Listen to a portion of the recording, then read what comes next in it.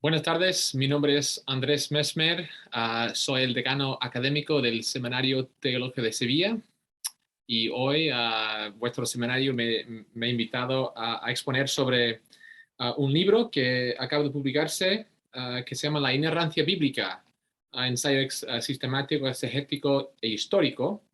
Yo soy uno de los autores, yo con el profesor José Uter. Um, y este libro tiene 4 capítulos y cada capítulo trata un tema distinto. Y me gustaría hablar de 2 capítulos, de 2 temas distintos en esta charla. Me gustaría dar una visión general de la doctrina de la inerrancia.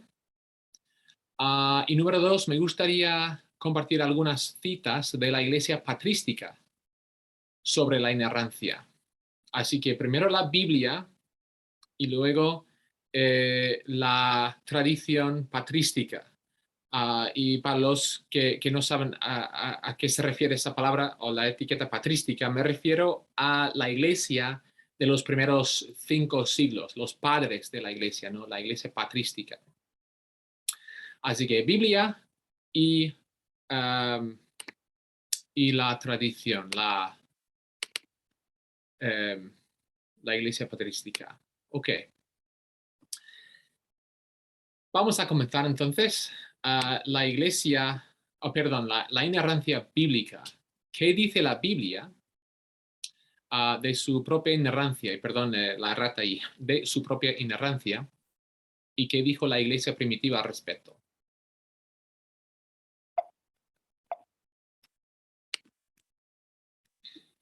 Este es el argumento que voy a utilizar. Es un argumento, es un silogismo con una premisa mayor, una premisa menor y una conclusión. Y ese es el argumento que utilizo en el libro. La premisa mayor es que las palabras de Dios son verdad. Y esto no es muy discutible. Todos estamos de acuerdo con la premisa mayor, que si Dios habla, lo que dice es verdad. La premisa menor, cuando hablamos de la inerrancia, aquí es donde entra el debate. La premisa menor es, la Biblia es la palabra de Dios. ¿Okay? La Biblia es la palabra de Dios. Y vamos a ver cada uno de estas partes del silogismo, pero esa parte es la más debatible. Pero si podemos comprobar que, número 1, las palabras de Dios son verdad. Número 2, la Biblia es la palabra de Dios. La conclusión es inevitable. La Biblia es veraz. ¿Okay? Entonces, esto es un argumento lógico y creo que es bastante fácil de entender. Esa es la estructura del argumento de esta primera parte de la charla. Las palabras de Dios son verdad. La Biblia es la palabra de Dios. La Biblia es veraz. Vamos a ver cada parte de este argumento. La premisa mayor, las palabras de Dios son verdad. Pues en general, el Padre, el Hijo y el Espíritu están asociados con la verdad. Si nos limitamos solamente al libro de Juan, Juan dice que el Padre es verdad, el Hijo es verdad, el Espíritu, y de hecho se llama el Espíritu de verdad, ¿no? El Hijo dice, yo soy la verdad. En otras partes de las Escrituras, al único Dios verdadero. Entonces, cada miembro de la Trinidad está asociado con la verdad. En sí mismo, Dios es verdad. Y no solamente es verdad, Él es la verdad, por decirlo así.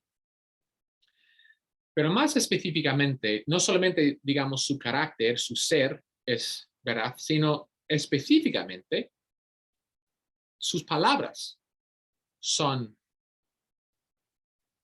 veraces. Me gusta usar este versículo porque no se usa mucho, pero creo que es un versículo muy bueno.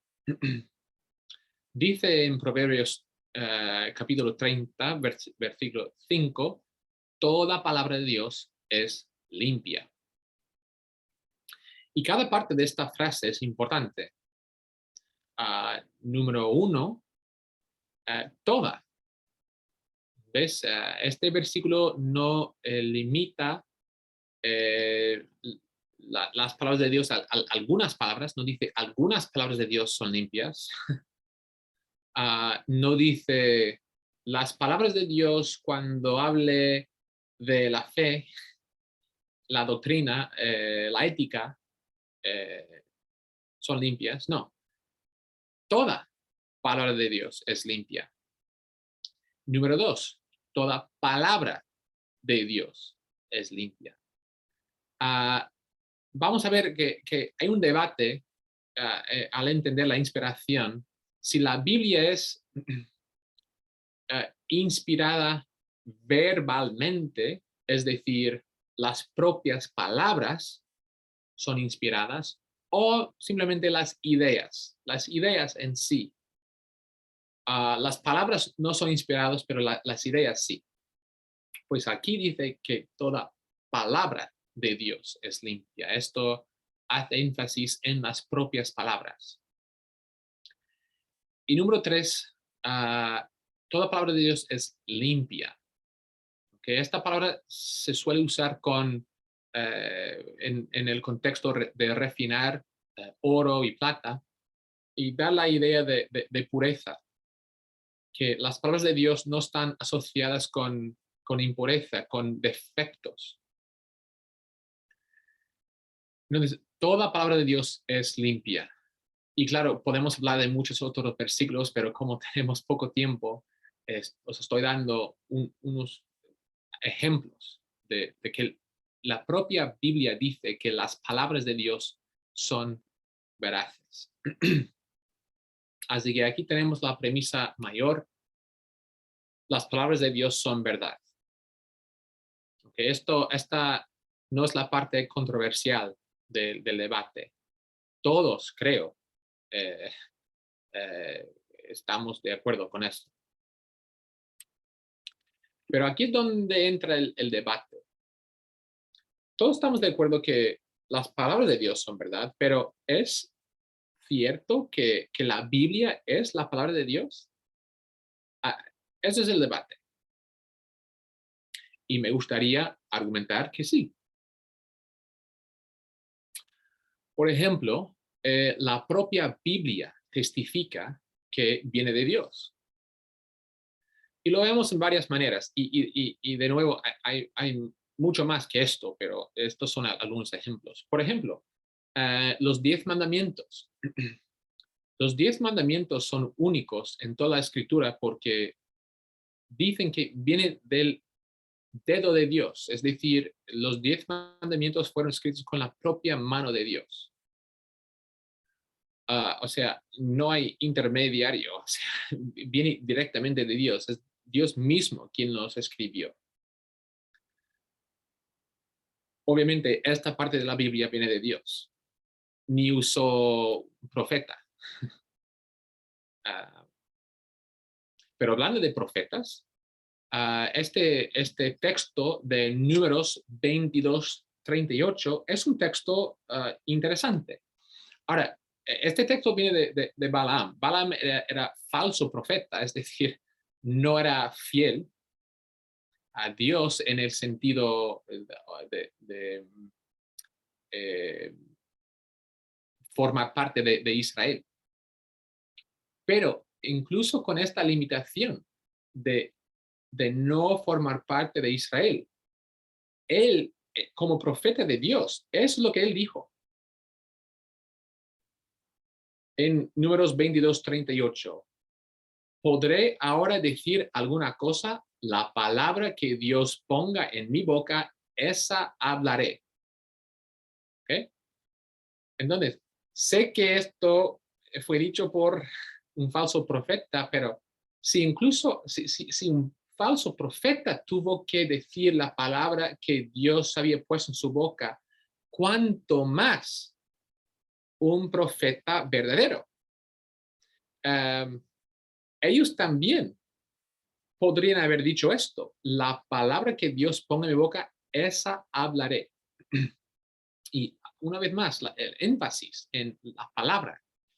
No son ideas, no son algunas de las palabras, no, las profetas hablan la palabra de Dios. Y lo que tenemos por lo menos en el Antiguo Testamento, lo que tenemos son profecías escritas, la palabra que Dios pone en su boca, en su contexto original. Claro, esa palabra, los profetas la hablaron, pero también esa palabra la escribieron. Esa es la Biblia. Y esa palabra viene de Dios, y es la palabra que ellos escribieron en las escrituras. Si miramos al Nuevo Testamento, vemos algo parecido a la idea de los profetas. Los profetas, creo que la mejor manera de ver los profetas es verles como los profetas, perdón, los portavoces de Dios. Un portavoz no habla de sí mismo, por sí mismo, habla por otro. Otro dice, quiero que digas tal cosa, y el portavoz lo dice. Eso es la profecía, ser portavoz de alguien. Pues con esa idea en mente, así es como creo que deberíamos entender los apóstoles del Nuevo Testamento. He puesto allí entre paréntesis una palabra aramea, que es la palabra sheliach. Sheliach es, con casi toda seguridad, el arameo subyacente de la palabra apóstol, del griego, apóstolos. Y gracias a los estudios, a los textos que tenemos de la época de Jesús, sabemos el rol o el papel de un sheliach. Un sheliach era un representante legal y oficial de otra persona que podía hablar y representar a aquella persona.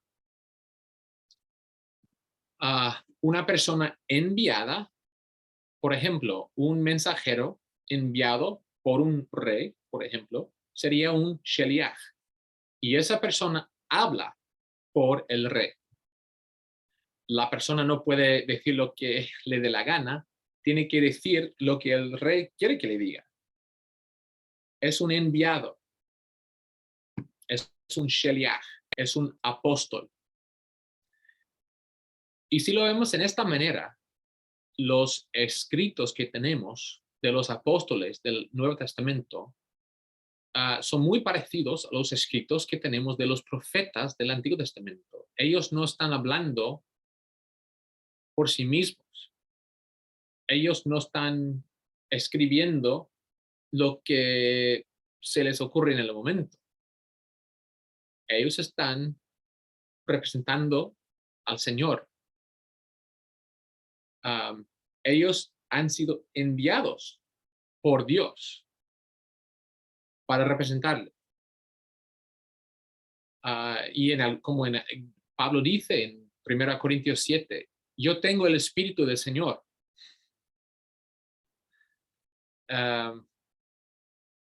Y uno de los textos fundamentales de 2 Timoteo 3:16. Toda escritura es inspirada por Dios. Y como ya es bien conocido, inspirado es mejor traducido como soplado. ah, exhalado. La palabra viene de la boca de Dios. La escritura viene de Dios. Ah, la iglesia antigua, los judíos, todos pensaron, confesaron que la Biblia viene de Dios. Entonces, la propia Biblia, cuando leemos la propia Biblia dice que viene de Dios. Ahora entramos en dos debates importantes. El primer debate es sobre el tema que había mencionado antes, la inspiración verbal. Si hablamos de la inspiración, estamos hablando de una inspiración de ideas o de palabras. Ideas o palabras.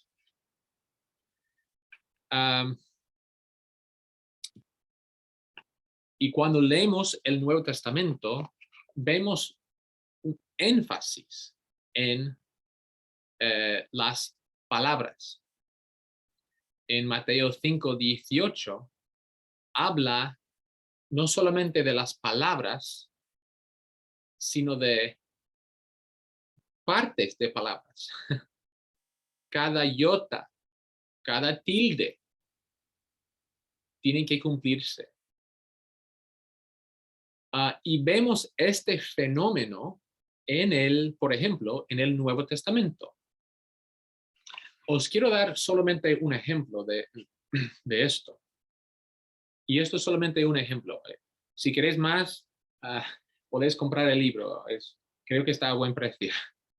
Pero solo para daros un solo ejemplo. Si vamos a Gálatas 3:16, Gálatas 3:16, Pablo construye un argumento basado en una letra del Antiguo Testamento. Una letra, es decir, no se basa el argumento en una oración, ni en una frase, ni en una palabra, sino en una parte de una palabra, una letra. Y seguro que os acordáis de este versículo, ¿no? Que él dice, la Biblia no dice semillas, como si estuviera hablando de muchas, sino semilla, hablando de Cristo. Todo el argumento de Pablo depende de una letra. Es una letra en español y es una letra en hebreo. Si esa palabra no está en el singular, semilla, si está en el plural, el argumento no funciona. Tiene que estar en el singular, tiene que decir semilla para referirse a Cristo, a una sola semilla, Cristo. Así que es un ejemplo de la importancia de una inspiración verbal y no de ideas, porque podemos imaginar a alguien una inspiración de ideas. Tengo esta idea que viene de Dios y lo voy a poner en mis propias palabras. Pero mire la precisión verbal que tenemos en la Biblia. Esto es solamente un ejemplo. Esto de Gálatas 3:16 es un ejemplo. No lo he mencionado, pero también Apocalipsis 22:18-19 dice ahí explícitamente no añadir o quitar palabras. ¿Ves? Otra vez énfasis en las palabras. Así que la Biblia afirma la importancia de las propias palabras y también en su ejemplo de leer e interpretar la Biblia, argumenta a favor de la importancia de las propias palabras. Ok, la otra parte. Y yo creo que esta segunda parte, o este segundo tema, es realmente la parte más importante, el debate. Y esta es la idea. Cuando hablamos de la inerrancia y que la Biblia viene de Dios, ¿en qué ¿cuáles son los temas que son infalibles? ¿Cuáles son los temas que vienen de Dios?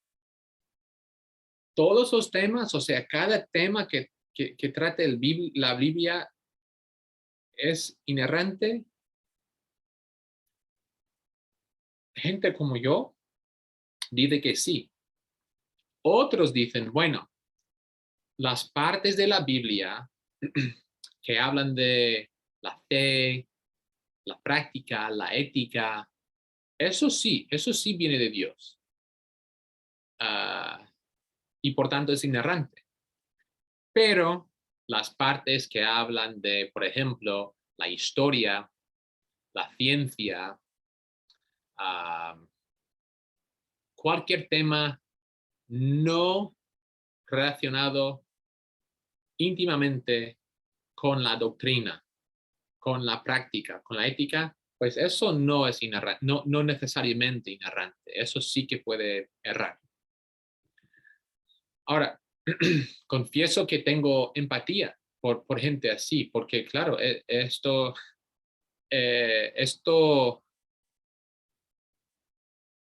hay gente muy sincera que tiene dudas.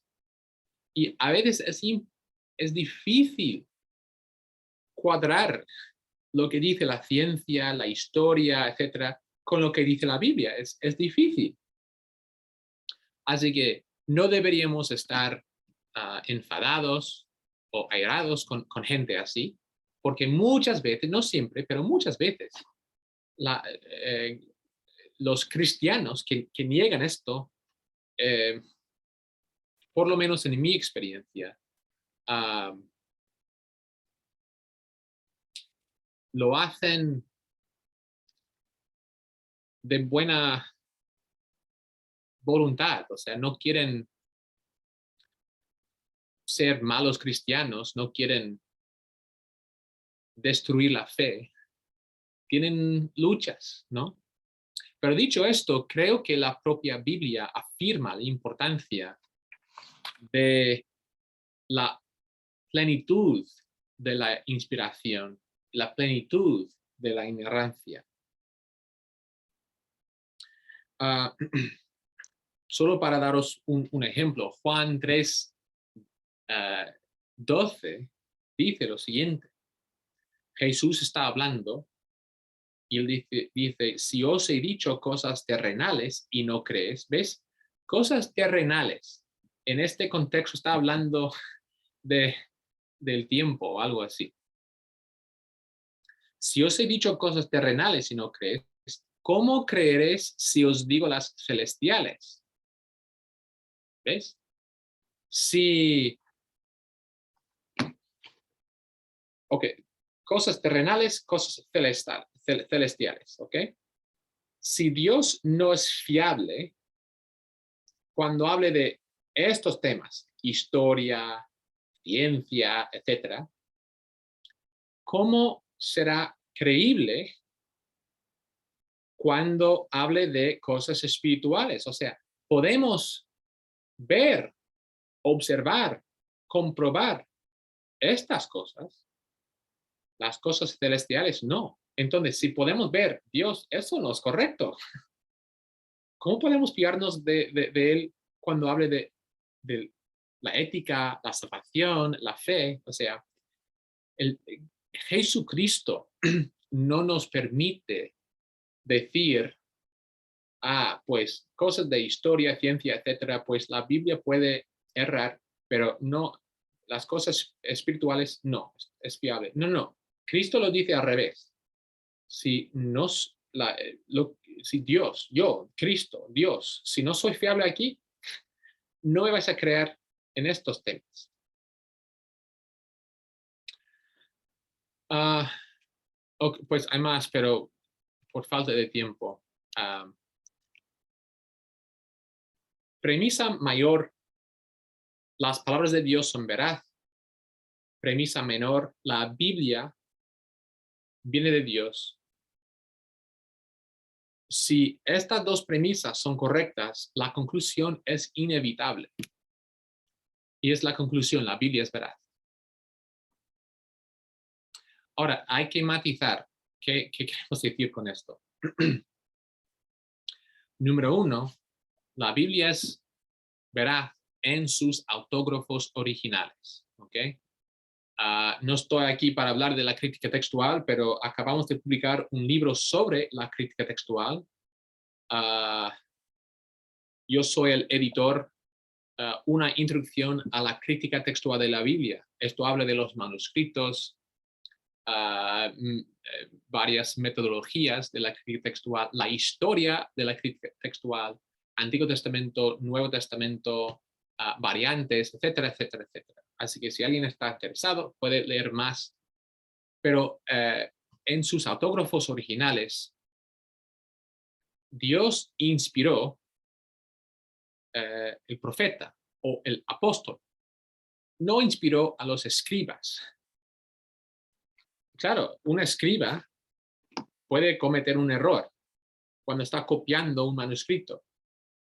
Entonces, no estamos diciendo que ese error también es veraz. No, no, no. Eso fue un error del copista, del escriba. Dios inspiró los autógrafos originales. Ahora, podemos tener mucha confianza en los manuscritos y en nuestras Biblias. Esto no es el problema, pero hay que aclarar esto en los autógrafos originales. Número dos, la Biblia es veraz cuando es interpretada correctamente. ¿Ok? Por ejemplo, si creemos de verdad que la Biblia afirma que el Sol gira en torno a la Tierra, si creemos que la Biblia está afirmando esto, pues la Biblia tiene un error. Pero si lo estamos interpretando mal, y realmente la Biblia no está diciendo esto, sino que está hablando del Sol desde la perspectiva de un observador en la Tierra, y está hablando desde una perspectiva fenomenológica, pues no hay ningún error. Y esto se puede aplicar a otras circunstancias. Número tres, cuando todos los hechos son conocidos. Por ejemplo, en los años 90 del siglo anterior, de los años 90, 1990, estaba un poco de moda negar la existencia de David y Salomón incluso. ¿Por qué? Porque no hubo hallazgos arqueológicos hablando de David. Algunos expertos de corte más liberal decían, David nunca existió, nunca. Pues poco después de estas publicaciones, arqueólogos encontraron hallazgos que tenían referencias a David. Y estos hallazgos databan de poco después de la época de David. Entonces, cuando conocemos todos los hechos, vamos a ver que la Biblia es veraz. Y número cuatro, con diversos grados de claridad y precisión que corresponden a sus propósitos. La Biblia no siempre va a dar información específica, precisa, con respecto a todo. Así que no deberíamos exigir el mismo nivel de claridad y precisión de todo. No, bueno, sobre todo con respecto a la salvación, fe, ética, práctica, sí, la Biblia está muy clara, dice cosas explícitas, pero otras cosas no están tan claras. Y eso está bien. Ok, por último, lo que no es la inerrancia, y hay mucha confusión La inerrancia es una afirmación ontológica. ¿Qué es la Biblia? La Biblia es veraz. ¿Ok? Pero hay mucha confusión. La inerrancia no es una visión particular de la inspiración. Hay Hebreos 1 dice que Dios en varias maneras habló a los profetas. La inspiración no es, no fue uniforme, es decir, no fue el mismo en cada circunstancia, ¿no?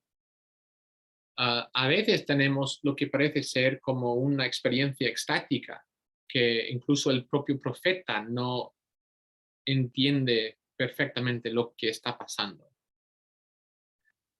Y en otros casos, por ejemplo, 1 Corintios 1, Pablo dice una cosa, he bautizado tal casa, y creo que he bautizado otra casa. Si hay otra, no me acuerdo. Él está totalmente coherente, él está consciente de lo que está pasando. Entonces, hay muchas, digamos, avenidas de inspiración, muchos medios de inspiración. Lo más importante es que el producto final, fuera lo que fuera el medio, el producto final es que el texto es de Dios, sea cual sea el medio. Número 2, la inerrancia no es el fundamentalismo americano, norteamericano. ¿Ok? No sé por qué, pero hay muchos, gente que debería saber mejor, gente que debería, que supuestamente son conocedores del tema. No sé por qué, pero muchos dicen la inerrancia tiene sus orígenes en Estados Unidos en el siglo XIX. No.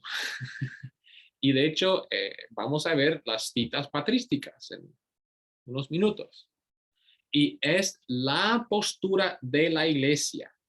Siempre, hasta la modernidad, la postura siempre ha sido la inerrancia. Y yo he escrito y publicado sobre este tema. Y en el tercer capítulo de este libro hay un mogollón de citas patrísticas afirmando la doctrina de la inerrancia. Y vamos a ver algunas en unos minutos. Entonces, no es el fundamentalismo americano. Número 3, la inerrancia no es la hermenéutica. La hermenéutica es cómo deberíamos interpretar las escrituras. La inerrancia es qué es las escrituras. Las escrituras es la palabra de Dios, es veraz. Son temas distintos. Por tanto, si un bautista está argumentando, por ejemplo, con un presbiteriano, y espero que no tengamos argumentos con nuestros hermanos presbiterianos, por ejemplo, pero si se están debatiendo un tema, uno no puede acusar al otro de negar la inerrancia de las escrituras. No. Ambos creen, supongo, en este caso, esta ilustración, los dos afirman la inerrancia de las escrituras, pero es otra cuestión, otra cosa, la hermenéutica. ¿Cómo interpretamos la Biblia? Son cosas distintas, son cosas relacionadas, pero distintas. Ok, pues con eso termino la primera parte de la charla sobre la inerrancia según la propia Biblia. Con los pocos minutos que nos quedan, me gustaría echar un vistazo a algunas citas de la iglesia primitiva. si no me equivoco, creo que vamos a hablar sobre todo de Orígenes y Agustín, pero también citas de Eusebio de Cesarea y Juan Crisóstomo. Y vamos a echar un vistazo a lo que dice Orígenes. En su comentario sobre Juan, aquí está hablando de la venida de Jesús a Cafarnaúm después del encarcelamiento de Juan el Bautista. Y dice la verdad, y tengo aquí puesto el griego y el latín porque él escribió originalmente en griego, pero la mayoría de sus escritos fueron preservados en latín, gracias a la traducción, a una traducción temprana. La verdad, alician o veritatem, la verdad de estos asuntos debe radicar en lo que vemos con el entendimiento.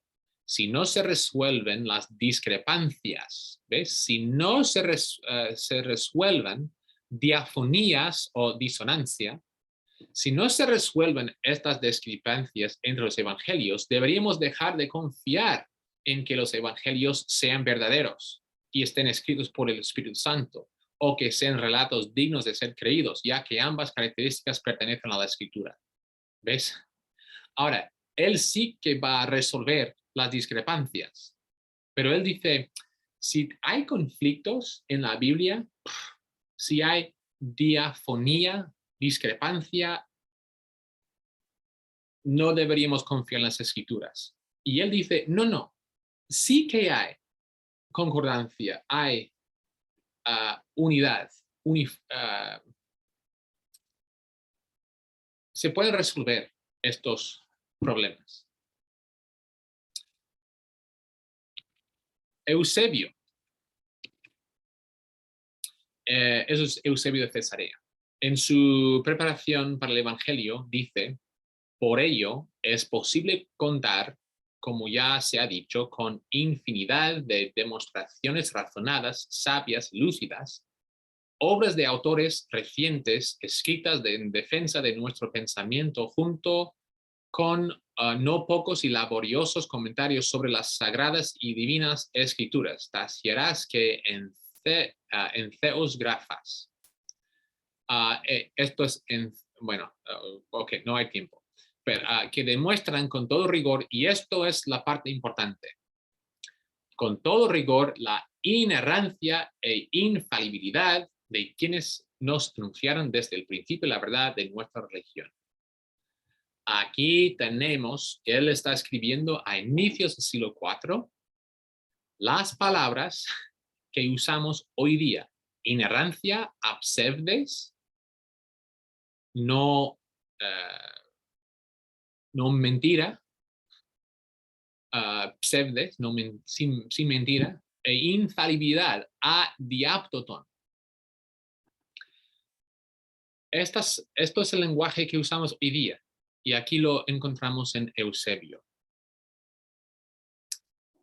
También Juan Crisóstomo usa la palabra inerrante. Quiere aquí significar de muchos modos la veracidad. Ahora, esto es una traducción española, pero el griego original es la misma palabra, absebdes. Es la misma palabra que Eusebio usó aquí para hablar de la inerrancia. Entonces, podríamos traducirlo así, que quiere aquí significar de muchos modos la inerrancia de las escrituras y que lo que han predicho se ha verificado exactamente y no de modo diverso al que predijeron. Dos autores de la iglesia primitiva, Juan Crisóstomo también es del siglo IV, usan las palabras inerrancia. Y por último, Agustín. Agustín, si uno está buscando un defensor en la iglesia primitiva de la inerrancia, hay que empezar con Agustín.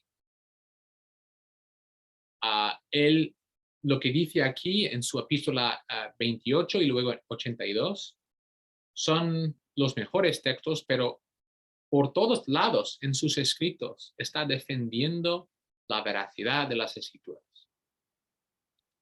Es lo que dice en epístola 28. Opino que es deleterio el creer que los libros santos se contiene mentira, mendacio, que se contiene mentira alguna. Es decir, que aquellos autores por cuyo medio nos fue enviada y redactada la escritura hayan dicho alguna mentira, mentitos, en sus libros. Una cosa es preguntar si un hombre bueno puede en algunas circunstancias mentir, y otra cosa muy distinta es preguntar si pudo mentir, un escritor de la Sagrada Escritura. Mejor dicho, no es otra cuestión, sino que no hay cuestión. Porque una vez admitida una mentira, un mendacio, por exigencia del oficio apostólico en tan alta cumbre de autoridad, no quedará partícula alguna de los libros. Por la misma regla deletérea, podrá recurrirse siempre a la intención y obligación del ministerio del autor mentiroso, mentientis, según a cada cual se le antoje, cuando un pasaje resulte arduo para las costumbres o increíble para la fe. Es decir, que si empezamos a decir, la Biblia aquí está equivocada, pues cada persona, cuando encuentre algo que no le guste, puede decir, pues, la Biblia está equivocada. uh, y en otra epístola, dice aquí justo lo que nosotros estamos intentando decir hoy día. Él lo dijo a inicios del siglo V. Confieso a tu caridad. Está hablando o está escribiendo esta carta a Jerónimo. Confieso a tu caridad que solo aquellos libros de las escrituras que se llaman canónicos he aprendido a ofrendar esa reverencia y acatamiento hasta el punto de creer con absoluta certidumbre que ninguno de sus autores se equivocó, errase al escribir. Si algo me ofende en tales escritos porque me parece contrario a la verdad, no dudo en afirmar o el códice tiene una errata, es decir, la crítica textual. Él es consciente de que un escriba podría haber cometido un error. En donde si él ve algo que parece, esto no está bien, esto no es correcto, él dice, o el códice tiene una errata, o que el traductor no ha comprendido lo que estaba escrito. Él está leyendo principalmente en latín. En donde él dice, pues puede ser que el traductor no entendiera bien el griego, el arameo, el hebreo. O que yo no lo entiendo. Puede ser que el problema sea yo, ¿no? Más cuando leo a los demás autores, aunque se destaquen por la mayor santidad y sabiduría, no admito que su opinión sea verdadera porque ellos la exponen, sino porque lograron convencerme recurriendo a los autores canónicos o a una razón probable que sea compatible con la verdad. No creo, hermano, que tú opines otra cosa. No creo, digo, que tú quieras que se lean tus libros como los de los profetas y apóstoles, libres de todo error, y acerca de los cuales sería abominable dudar.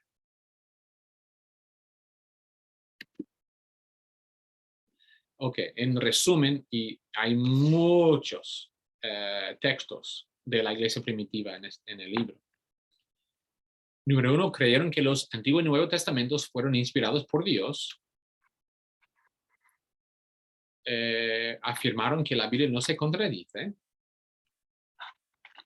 que la Biblia no contiene errores, que la Biblia es inerrante. Pues voy a terminar aquí la conferencia. Aquí hemos visto la Biblia y la iglesia primitiva afirman que la Biblia es inerrante, tanto en sus afirmaciones como en su uso de la propia Biblia. Bueno, con esto voy a terminar y creo que vamos a tener un tiempo de preguntas y respuestas. Así es. Gracias mi hermano Andrés. Estaba escuchando la exposición. Y bueno, me gustaría comenzar siguiendo la idea de todo lo que has estado ah, compartiendo. Si partimos de la premisa que Dios es veraz, por tanto su palabra también lo es, ¿por qué? Y cómo responderías a esto, ¿por qué hay errores como en el caso del Evangelio de Marcos que cita a Isaías en el capítulo 1, el verso 2, cuando la referencia es a Malaquías 3:2, ¿no? Entonces hay error evidente en el pasaje. Pues muy buena pregunta. Y esta es curioso porque Jerónimo también él luchó con ese texto. Hace unos años realicé un estudio medio profundo sobre ese texto hace años y hay respuestas muy buenas de lo que el autor está haciendo ahí. Si no me equivoco, allí en Marcos 1, el autor cita, si no me equivoco, si tú lo has estudiado recientemente me puede corregir, pero si no me equivoco, uh, bueno, por un lado hay una variante ahí, porque algunos manuscritos dicen Isaías y otros dicen el profeta. Hay una variante ahí. Pero si no me equivoco, él está combinando Malaquías e Isaías ahí y solo menciona uno de los autores, si no me equivoco. No sé si lo has estudiado. Sí, sí, sí. Ese es una de las respuestas, creo, más cercanas a lo que podemos nosotros ofrecer, ¿no?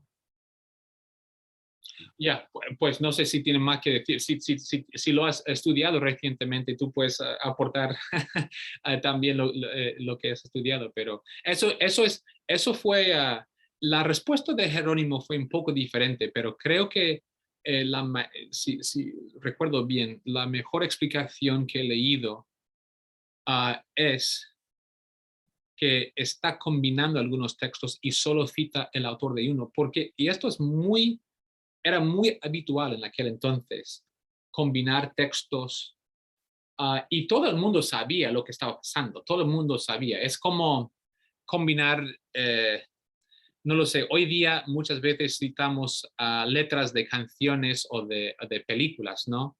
Y si alguien combina una cita de una peli y de otra, o sea, todo el mundo sabe que viene de dos pelis distintas, pero lo está haciendo a propósito, pero solo cita, en este caso, una de las películas.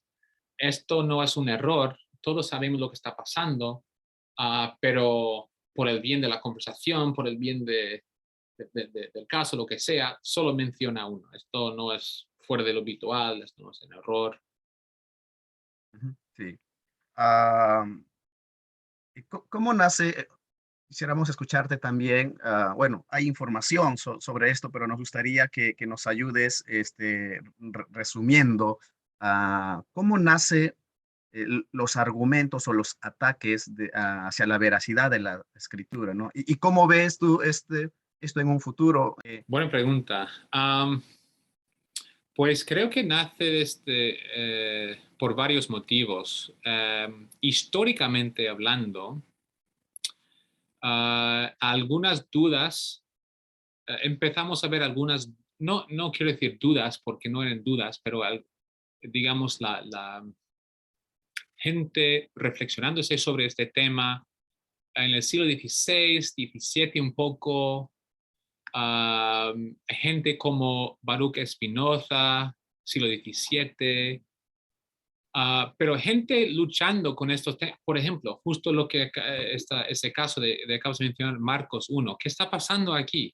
Gente cristiana, gente muy erudita, gente que pasa toda la vida estudiando las escrituras, intentando ser al mismo tiempo fiel a las escrituras y un cristiano fiel y um, una persona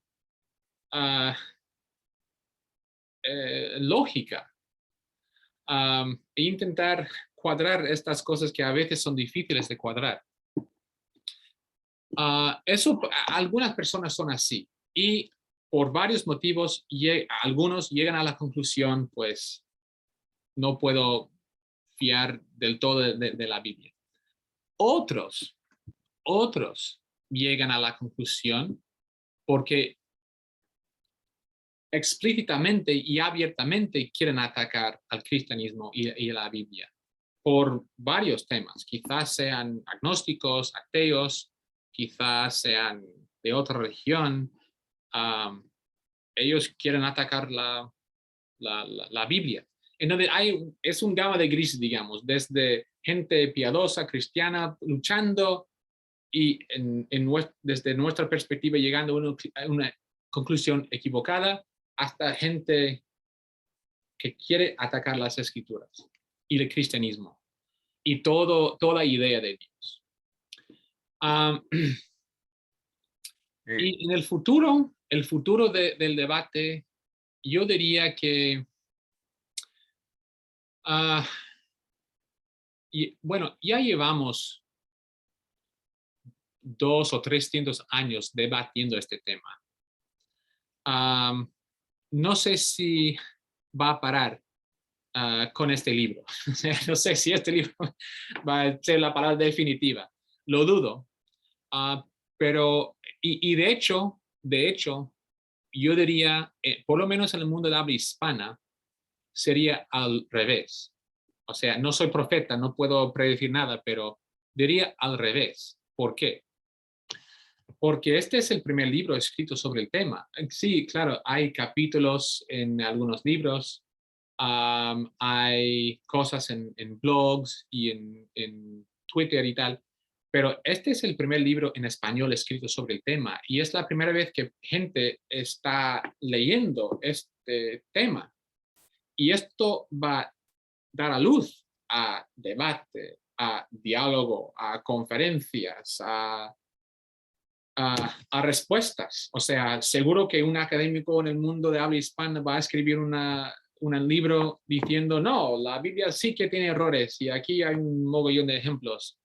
Creo que va a ser justo al revés, que esto es, y no soy profeta, pero creo que esto sería el comienzo de un diálogo extenso sobre el tema.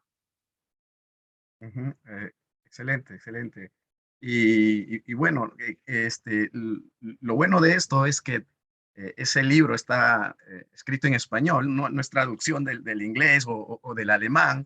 Ah, Muchas veces cuando uno investiga, lee libros traducidos, a veces se pierde la esencia de lo que el autor original quiso decir, ¿no?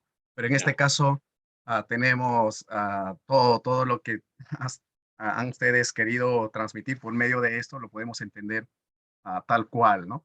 Ahora, mencionabas, ¿no? Hay dentro del cuerpo de Cristo creyentes que en su preocupación, su piedad, usabas este término, de encontrar respuesta a esos problemas en el texto, se han inclinado, ¿no? A esa posición de, bueno, este es un error y a raíz de eso han examinado y encontrado muchos otros más y han encontrado quizás un apoyo en la ciencia, ¿no? Y eso es lo que podemos ver, ¿no?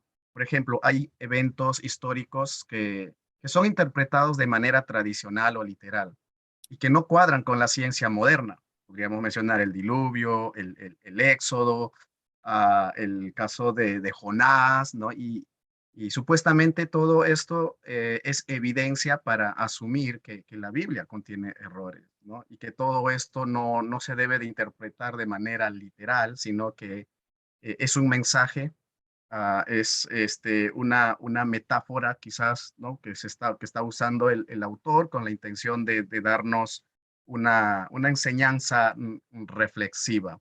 Ahora, en cuanto a estos asuntos de los eventos históricos que no cuadran con la ciencia moderna y a ese creyente que en su afán, aún todavía en el siglo XXI, en su deseo de querer encontrar respuestas que puedan ayudarle a entender y cuadrar estos asuntos. ¿Qué le podrías aconsejar en ese estudio que él está teniendo?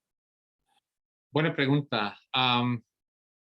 Pues lo bueno es que, a ver, ok. ah, eh, Buena noticia y mala noticia. A ver, la buena noticia es que Dios tiene servidores por todo el mundo que eh, cree en las escrituras, o sea, no, creer en las escrituras no, que tiene una visión muy alta de las escrituras, ah, que afirma la inerrancia, y que también son científicos, historiadores, químicos, trabajan con ingenieros, artistas, etcétera, etcétera. Y ellos lo defienden, ellos no ven ningún problema con la ciencia o la historia, lo que sea, y lo que dice la Biblia, y ellos son expertos. Um, Hay gente por todo el mundo así, y ellos están escribiendo, por ejemplo, y eso sería quizá un caso, un ejemplo quizá un poco polémico, pero solo para, este es el primer ejemplo que se me ha ocurrido. Hay es teólogo, es filósofo, él es muchas cosas, Guillermo Craig. En inglés es William Lane Craig, pero Guillermo Craig. Él afirma plenamente, abiertamente, la inerrancia de las escrituras. Y él ahora es reconocido como experto en muchos de esos temas, de la ciencia, de la historia, etcétera, etcétera. Y él no ve ningún problema en afirmar la ciencia y las escrituras. Hay, quizá es un poco, hay más que decir sobre eso, pero lo que quiero decir es que hay gente como él que sigue afirmando la inerrancia de las escrituras y que conoce plenamente, totalmente, la literatura científica, histórica, etcétera, etcétera. Esa es la buena noticia. La mala noticia es que no hay mucho en español. Es decir, que si alguien quiere encontrar respuestas, no hay mucho en español. A veces es difícil encontrar respuestas en español. Es por eso que escribimos ese libro, porque estuvimos, los dos estamos hartos de no tener ningún libro que dar a los alumnos y gente interesada. Es que, pues, no hay nada, pues lo vamos a escribir. Ahora, yo no puedo escribir sobre historia y ciencia porque no soy historiador ni científico, pero quizá uno de los oyentes sí. Y no tenemos que tener miedo de la ciencia, de la historia. Toda verdad es de Dios y podemos meternos de fondo en la ciencia, la historia, sin miedo. Sí, bien. Y para terminar, ¿cuáles podrían ser los peligros de no aceptar la inerrancia de la Biblia, ¿no? ¿Cómo afectaría, por ejemplo, la vida práctica del creyente?